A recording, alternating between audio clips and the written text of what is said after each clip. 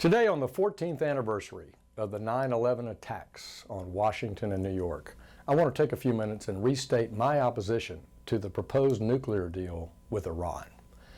First, this deal is not in the best interest of the American people, nor is it in the best interest of our strategic allies in the Middle East.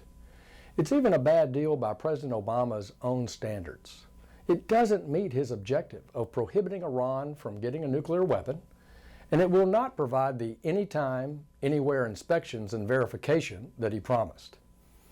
Countless foreign policy experts, leaders in his own party, and the majority of Americans are unconvinced of this deal's strength to prevent Iran from obtaining a nuclear weapon.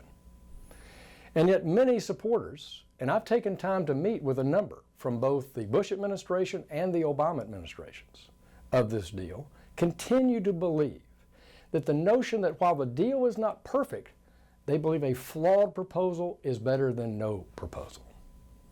During a classified hearing on the proposal for members of Congress, Secretary of State John Kerry was, in my view, dismissive of questions about how the two secret side arrangements between Iran and the IAEA, which is the UN Atomic Watchdog Agency, how important they were. He said he hadn't seen them, and he appeared not to consider them a fundamental part of the proposal. Importantly, Iran was also able to demand and obtain from our negotiators that no American IAEA inspector will ever inspect one of Iran's nuclear facilities.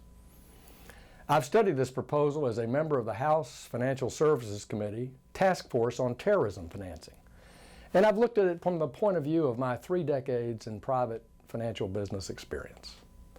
And I can tell you that Iran's central bank, its commercial bank, and even its Revolutionary Guards Bank, the so-called Quds Force institutions, are dedicated and remain dedicated to attacks on Israel and Western targets.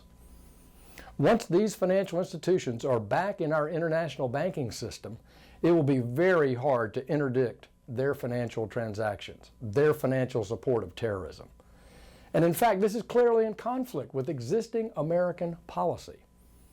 For under Title III of the Patriot Act, the U.S. is to take actions to block state and non-state actors in money laundering and terror finance.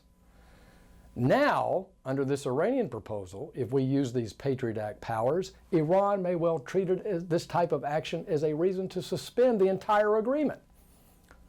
This proposal, we are also legitimizing a $100 to $140 billion infusion of capital into what is now the world's central bank of terror, Iran.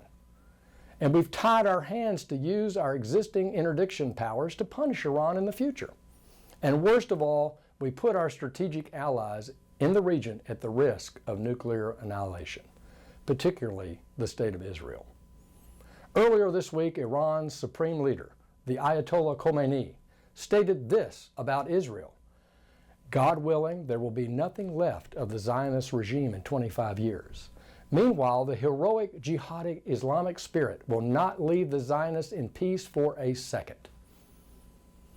Anyone that's a good friend of Israel cannot in good faith support this proposal. This premise that not having a deal will lead to war, in my view, is patently untrue. With American leadership, there is an alternative, and that alternative is a better agreement with Iran. The economies of Great Britain, Germany, France, and the United States dwarf the $400 billion economy of Iran.